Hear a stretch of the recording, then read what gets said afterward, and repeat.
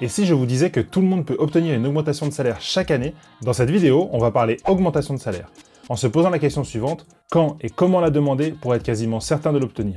On va voir dans un premier temps les questions à se poser en amont, puis comment se préparer au mieux pour l'entretien, et enfin comment conduire cet entretien avec les bonnes tactiques et les bons conseils de négociation. Et regardez bien toute la vidéo, parce que je vais vous donner des conseils inédits que vous ne verrez pas ailleurs. Bienvenue sur Comment négocier. Pour être honnête, et ça va sûrement vous choquer et changer de ce que vous voyez habituellement sur internet par rapport à ce sujet, je ne pense pas qu'une augmentation de salaire soit quelque chose d'exceptionnel.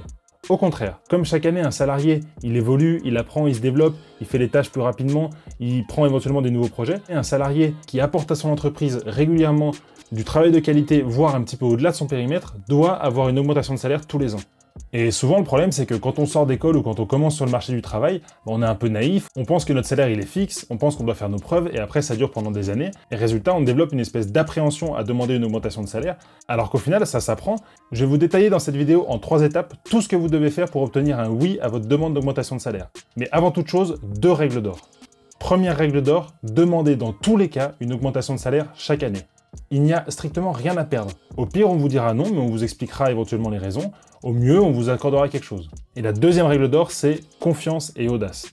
Si tu veux demander une augmentation de salaire, il est hyper important que tu aies confiance en toi, confiance en tes qualités, sans être non plus surconfiant sur ce que tu apportes à l'entreprise et puis à être presque prétentieux à vouloir être payé une fortune, mais en tout cas, vraiment confiance sur ce que tu apportes à l'entreprise, ce que tu as amené pendant l'année qui s'est écoulée, ce que tu vas amener pendant les prochaines années, et aussi audacieux et courageux pour justement aller demander cette augmentation de salaire là où tout le monde n'irait pas forcément à la demander, et à aller défendre ton cas et ton dossier auprès de ta hiérarchie. Alors désolé, dans cette vidéo, j'ai un peu mélangé les tu, les vous, mais voilà, je parle à toi salarié qui veut une augmentation de salaire, et je t'assure qu'à la fin de la vidéo, tu auras les idées beaucoup plus claires pour savoir comment aller négocier avec ton patron. Partie 1, une demande légitime. La première question à se poser, et je vais te détailler comment faire, c'est est-ce que ta demande d'augmentation de salaire, elle est légitime? Tout d'abord, depuis combien de temps tu es en poste? Souvent, pendant les 2 premières années du poste, c'est là où le salarié apprend et puis monte en compétences, donc c'est normal de pas forcément avoir d'augmentation de salaire pendant la première ou les 2 premières années. Mais si ça fait plus de 2 ans que tu es en poste, il faut sans souci aller demander une augmentation de salaire. Et aussi, comment tu te projettes dans l'entreprise? Est-ce que tu es stable dans ta boîte? Est-ce que tu prévois d'y rester encore 2-3 années? Il ne faut pas aller négocier une augmentation de salaire si tu sais que 6 mois plus tard, tu vas démissionner.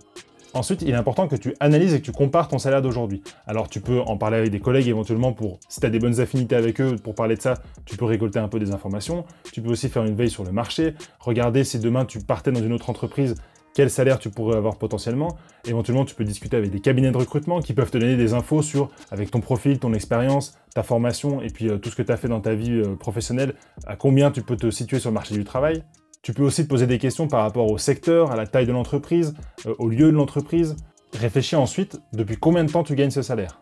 Pose-toi également la question du contexte de l'entreprise. Qu'est-ce que l'entreprise a traversé cette année et éventuellement l'année d'avant? Et surtout, qu'est-ce qu'il attend pour les années futures? C'est hyper important parce que ça montre que tu t'inscris dans une globalité d'entreprise et que tu n'es pas juste à penser à ta personne. Et puis c'est aussi des arguments que tu pourras amener dans la discussion, notamment si l'entreprise a des très bons résultats ou a signé des gros clients. Et au contraire, si l'entreprise va mal, il faut que tu connaisses ces arguments-là parce que c'est potentiellement l'argument numéro 1 que ta hiérarchie va te dire et il faut que tu saches comment le contourner. Réfléchis à ce que tu as amené cette année dans l'entreprise et sur ton poste. Est-ce que tu as rempli les objectifs qui avaient été définis? Est-ce que tu as délivré plus? À quel point tu as délivré plus? Liste plein d'événements très factuels, ça te servira pour la suite. Qu'est-ce qui a changé? Pose-toi la question de savoir qu'est-ce qui a changé entre le 1er janvier de l'année en cours ou le premier jour où tu as été payé ce salaire et aujourd'hui. Est-ce que tu as plus de responsabilités? Est-ce que tu as travaillé sur d'autres projets? Est-ce que tu as éventuellement formé des nouveaux collaborateurs? Est-ce que tu as participé à trouver des nouveaux clients? Et aussi pose-toi la question de qu'est-ce qui va changer? Si tu sais déjà que tu vas être amené à travailler sur des projets l'année prochaine qui seront avec des problématiques plus compliquées que ce que tu gères aujourd'hui, c'est important de le garder en tête. Alors on récapitule. Depuis quand tu es en poste? Est-ce que tu es stable dans ton entreprise? Analyse ton salaire de manière réaliste. Depuis quand tu gagnes ce salaire? Quel est le contexte de l'entreprise? Est-ce que tu as rempli tes objectifs? Est-ce que tu as fait des choses en plus? Qu'est-ce qui a changé depuis que tu as ce salaire et qu'est-ce qui va changer? Deuxième partie, la préparation. Dans la négociation, la préparation est ultra importante. Donc dans cette négociation de salaire, vous n'allez pas y couper, il va falloir que vous vous posiez un long moment avant la discussion pour bien vous préparer. Ça vous permettra d'anticiper au maximum la discussion, de bien préparer tous vos arguments et de mettre toutes les chances de votre côté pour obtenir cette augmentation de salaire. La première question que tu dois te poser, c'est de déterminer ta cible de revenus. Je te conseille de penser en termes de salaire brut mensuel, comme ça tu es sûr de parler la même langue que ton chef ou que les RH. Et quand tu vas déterminer ta cible de revenus, je te conseille de partir sur une fourchette. Avec la fourchette basse, c'est ce que tu veux, et la fourchette haute, c'est un truc extrêmement bien que tu aimerais bien avoir. Donc par exemple, ça pourrait être de dire, je voudrais être payé l'année prochaine entre 2 700 et 3 000 euros bruts par mois. Il faut que tu réfléchisses à quel type d'augmentation tu peux avoir. Parce qu'une augmentation qui est inférieure à 2%, pour moi, c'est pas une vraie augmentation. Aujourd'hui, le coût de la vie, l'inflation, change chaque année et fait que en dessous de 2% de salaire, pour moi, c'est une fausse augmentation qui te permet juste d'adapter ton salaire au coût de la vie qui augmente. Donc entre 2 et 5%, c'est déjà une bonne augmentation. Entre 5 et 10%, c'est une très bonne augmentation. Et là, on sait que tu as fait un excellent travail et que l'entreprise va attendre des choses de toi pour la suite. Et pour moi, au-dessus de 10%, c'est vraiment des augmentations exceptionnelles que tu vas avoir dans le cadre d'un changement de poste ou de prise de nouvelles responsabilités. Prends le temps de préparer ce que j'appelle un speech impeccable. Liste tes réussites, tes responsabilités, les succès chiffrés et datés dans le temps que tu as eu. Mets en avant toutes tes qualités, mets en avant tous les arguments objectifs et factuels qui font que tu peux avoir une augmentation. Ce speech impeccable-là, c'est vraiment la chose qu'il va falloir que tu travailles et que tu retravailles pour être sûr d'avoir tout ça en tête quand tu vas aller discuter avec ton patron. Le but, c'est d'avoir plusieurs éléments très factuels et très objectifs qui prouvent ta performance, qui prouvent la performance passée et qui prouvent la performance future que tu vas pouvoir amener à l'entreprise. Il faut que tu réfléchisses à quels sont les arguments que ton patron pourrait avoir pour refuser ta demande d'augmentation. Je t'en parlais avant, par exemple, le contexte de l'entreprise peut jouer là-dedans. Tu te mets dans le costume de ton patron, tu t'imagines ta discussion si toi tu étais patron, et tu listes tous les arguments que lui pourrait te sortir. Et chacun de ces arguments, tu trouves un contre-argument. Par exemple, l'entreprise n'a pas fait un excellent résultat cette année, on arrive juste à l'équilibre, du coup on n'a pas énormément d'argent. Ce que tu pourrais répondre dans ces cas-là, c'est de dire « Écoutez, je comprends tout à fait et je m'attends pas du tout à une énorme augmentation, mais par contre je sais que dans ce cadre-là, comme on espère une grosse reprise l'année prochaine et que vous allez avoir besoin des éléments forts de votre équipe, je vous ai montré que moi je faisais partie des éléments importants pour la croissance de l'entreprise. Je trouverais ça intéressant de revaloriser mon salaire pour que justement je puisse avoir encore plus de motivation pour apporter toutes mes compétences à l'entreprise et lui permettre de faire des bons résultats l'année prochaine. » Ensuite, il est important de réfléchir à comment tu vas réagir si tu reçois un non. Je te le dis toujours, dans une négociation, un non, c'est tout à fait normal. C'est ce qui permet à ton interlocuteur de s'affirmer dans la négociation, de poser sa position, de reprendre un petit peu le contrôle, en tout cas une illusion de contrôle. Et pour moi, c'est là que la discussion va pouvoir s'ouvrir et que la négociation va pouvoir commencer. Si tu reçois un non, surtout, valide ce que la personne t'a dit. Ne va pas chercher à le convaincre de l'inverse, mais plutôt de dire « Je comprends tout à fait votre position, c'est tout à fait normal, mais est-ce que vous avez considéré que ça ?» Ou on pourrait penser que vous ressentez un petit peu d'injustice si moi je suis augmenté par rapport aux autres personnes de l'équipe, mais sachez que l'année prochaine, par rapport à l'équipe, je vais pouvoir potentiellement vous apporter ça en plus, et donc réfléchis vraiment à quelles sont les raisons que la personne va pouvoir t'amener pour ce non et comment toi tu réagiras à ce non. Très important, prends le temps de lister tout ce que tu peux demander d'autre. Alors certes, dans une relation d'entreprise-employé, il y a le salaire. Mais tu peux aussi demander une prime ponctuelle, peut-être un 13e mois, éventuellement du télétravail pour l'année prochaine, ou plus de congés, tu peux avoir des tickets restaurants, tu peux adapter tes horaires.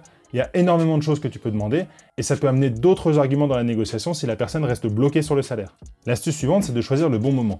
Il faut savoir que dans les entreprises, les budgets de l'année d'après, les budgets de service sont souvent validés autour de septembre-octobre. Donc c'est le moment idéal pour aller initier une première discussion pour dire que tu aimerais être augmenté, pour dire de combien tu aimerais être augmenté, ou en tout cas au plus tard fin novembre, c'est pour ça que je sors cette vidéo aujourd'hui, pour que si la personne a vraiment envie de t'augmenter, qu'elle mette ça dans son budget et que ce soit déjà prévu dès le début. Et le dernier conseil qui est pour moi le plus important, c'est de te projeter au maximum dans l'année prochaine.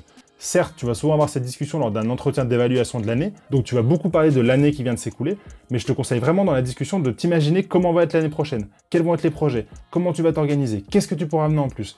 Parce que tu montreras vraiment à l'employeur que tu passes pas trop de temps à discuter du passé, tu vas pas non plus lui dire « voilà, j'ai été sous-payé pendant des années, il faut que je sois réévalué », tu vas plutôt te dire « l'année prochaine, il va se passer ça, vous allez avoir besoin de moi pour ça, je peux vous apporter ça, et donc je mérite d'être valorisé à la hauteur de tout ce que je peux vous apporter pour réussir. » De nouveau, on récapitule.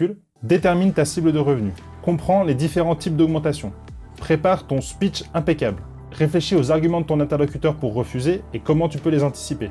Si tu reçois un non, comment tu réagis? Qu'est-ce que tu peux demander d'autre? Choisis le bon moment et projette-toi dans l'année prochaine. Troisième partie, conduire l'entretien. Cette partie, elle est primordiale parce que même si tu es super bien préparé, mais que tu rates complètement cette partie-là et que tu perds tes moyens en entretien face à ton patron, tout ce que tu auras préparé, ça n'aura servi à rien. Donc je vais te dévoiler dans cette partie les astuces de langage et de comportement que tu dois avoir pendant la discussion. Tout d'abord, en termes de comportement, je te le disais au début, il faut que tu sois en confiance. Donc ça veut dire qu'il faut rester calme, il faut rester souriant, il faut rester courtois, il ne faut pas s'emporter. C'est important de considérer l'autre personne pas comme un ennemi, mais comme un partenaire pour trouver une solution à cette demande d'augmentation. Il faut que tu aies de l'empathie pour lui, il faut que tu arrives à écouter ses besoins, il faut que tu gardes une certaine flexibilité et pas que tu restes bloqué sur ton augmentation de salaire, mais que tu restes très ouvert à la discussion et aux différentes propositions qu'il peut avoir. Et enfin, il faut que tu te prépares et que tu te conditionnes pour une bonne gestion des émotions pendant la discussion. L'argent dans nos cultures, c'est un sujet hyper délicat. Donc forcément, quand tu vas parler d'argent, tu vas rentrer sur un terrain qui est parfois un peu glissant. Et donc selon la personne que tu auras en face, ça va plus ou moins bien se passer. Ensuite, il faut que tu présentes ton speech impeccable. Donc tout ce que tu as préparé en amont, tu le dévoiles à la personne, tu expliques les différentes réussites, les différents succès, les différentes qualités que tu as, tu te projettes dans l'année prochaine, et pour conclure tout ça, tu expliques que tu penses que tes compétences devraient être revalorisées l'année prochaine. La troisième chose, c'est d'éviter les comportements anxiogènes. Ne donne pas le bâton pour te faire battre, et fais en sorte que la discussion se passe le mieux possible. Donc, ne parle pas trop de ta vie perso ou du coup de la vie, ton patron ça l'intéresse pas vraiment. Il faut que tu restes focus sur tes compétences et ce que tu peux apporter dans l'entreprise. Évite de te comparer aux autres membres de l'équipe et surtout ne dénigre pas tes collègues en disant que toi tu mérites d'être augmenté parce que tu es meilleur que les autres, parce que c'est très très mal vu par un patron. Et enfin, évite de menacer de démissionner. Si tu arrives dans la discussion agressif en disant « si vous m'augmentez pas, je vais partir », le patron aura forcément envie de te dire « bah écoute, pars, je t'en prie, je te retiens pas ». Le quatrième conseil, et il est hyper important, c'est de bien verbaliser oralement et clairement votre nouveau salaire que vous voulez. Annoncez un chiffre précis, parlez en brut mensuel, mais c'est important que dans la discussion, si vous avez validé le fait que vos compétences, les progrès que vous avez faits sur le poste et puis les challenges de l'année prochaine de l'entreprise font que vous méritez d'être valorisé, c'est bien important que vous disiez « voilà, moi je voudrais tant » avec cette fourchette dont je vous ai parlé, parce que si vous ne clarifiez pas exactement ce dont vous avez envie en termes de salaire, peut-être que le patron va se dire « ok, j'ai envie de l'augmenter, je vais lui donner 1%, il sera content ». Et puis vous ne pourrez pas dire grand-chose parce que vous n'avez pas vraiment formalisé et vous n'avez pas vraiment verbalisé ça. Expliquez bien que vous allez être meilleur l'année prochaine. Quand on va demander une augmentation de salaire, si on se projette bien dans le futur, il faut vraiment expliquer à votre patron que cette année, vous avez eu des bons résultats parce que vous aviez ce salaire-là. Si l'année prochaine, il vous augmente, vous allez être encore meilleur parce que vous allez continuer d'apprendre, parce que vous êtes curieux, parce que vous allez vous former. Et donc, insistez sur le fait que vous allez continuer à progresser. Travaillez votre langage. Pour ça, je vous conseille de faire très attention aux mots que vous allez utiliser, justement éviter les mots qui peuvent être mal vécus par la personne en face. Évite au maximum de parler d'augmentation de salaire. Le mot augmentation, il fait un peu peur. Les patrons, souvent, ils ont déjà des réponses toutes faites pour contrecarrer une augmentation ou une demande d'augmentation. Donc, on parle plutôt de revalorisation des compétences ou d'alignement salarial au marché ou des choses comme ça. Je vous conseille de reformuler dès qu'il y a un manque de clarté dans ce que dit votre interlocuteur. Donc pour ça, vous pouvez utiliser la technique du mirroring. Donc ça veut dire répéter ce que dit votre interlocuteur pour le forcer à reformuler et à aller un petit peu plus loin. Donc par exemple, s'il vous dit bah, « écoutez, on ne peut pas vous augmenter parce que vous êtes un peu trop junior dans l'entreprise ». Là, vous avez juste à dire « désolé, trop junior dans l'entreprise ?» Et là, il va développer. Et il va creuser comme ça plusieurs fois. Donc peut-être ne faites pas ça 10 fois dans l'entretien, mais ça peut vraiment permettre de mettre en miroir les arguments qu'il vous a dit pour qu'il aille plus loin dans sa position et qu'il explique vraiment les vraies raisons de son refus. Et en termes de langage, il y a aussi quelques phrases magiques que je vous présente souvent. Donc vous pouvez dire comment je pourrais vous aider à vous simplifier la vie et votre mission l'année prochaine. Ça montre que vous êtes moteur pour l'aider lui et à prendre des nouveaux projets pour, si besoin, faire grandir l'équipe et faire grandir l'entreprise. Et la phrase magique aussi, c'est « sous quelles conditions seriez-vous prêt à accepter que ?» Le conseil suivant, c'est de laisser le temps. C'est hyper important de laisser le temps. De la même manière que vous ne devez jamais en négociation prendre une décision trop rapidement, votre patron vit la même chose. Pour lui aussi, c'est une négociation et pour lui aussi, il a besoin de temps. Laissez-lui le temps. Peut-être à la fin de la discussion, expliquez que vous attendez une réponse dans le mois qui va venir ou dans les quelques semaines qui vont venir, mais en tout cas, ne vous attendez pas à avoir une réponse pendant l'entretien. Et en termes de langage, c'est quelque chose que moi j'ai beaucoup travaillé dans ma vie, c'est de faire des silences. Un silence dans une négociation, notamment dans la négociation pour une augmentation de salaire, c'est hyper puissant. Si à un moment votre patron vous propose, bah écoutez, voilà, moi je peux vous proposer 1% d'augmentation pour l'année prochaine parce que voilà, par principe, parce que vous avez bien bossé, vous pouvez tout à fait dire, écoutez, je pense que cette augmentation n'est pas à la hauteur de ce que je mérite. Et vous laissez passer 2 secondes. Ça va vraiment appuyer votre propos. Le fait de faire des silences, souvent ça fait que la personne en face de vous va avoir envie de combler un peu ce vide et du coup va donner beaucoup d'informations, va donner beaucoup d'arguments et ça vous pourrez après l'utiliser dans la discussion. Et enfin à la fin, pensez à bien résumer la discussion, voire même quelques jours après, faire un résumé par mail à votre responsable hiérarchique pour remettre au clair et par écrit tout ce que vous vous êtes dit et les engagements que vous avez eus ensemble. Donc, on récapitule la 3e partie. Avoir un comportement irréprochable, présente ton speech impeccable, évite les comportements anxiogènes, verbalise ton objectif de nouveau salaire, confirme que tu seras meilleur l'année prochaine, travaille les éléments de langage, laisse le temps, fais des silences et résume la discussion. Et si vraiment tu arrives dans une impasse et que la discussion avec ton boss se passe très très mal et que tu as envie de quitter ton job mais tu sais pas comment faire, je t'invite à aller voir cette vidéo. On va voir ensemble comment négocier pour obtenir une rupture conventionnelle et être sûr de l'obtenir à chaque fois. Je te détaille tout le mode d'emploi pour obtenir ta rupture conventionnelle. Allez, on se voit là-bas ou dimanche prochain et d'ici là, négociez mieux et soyez audacieux. Ciao!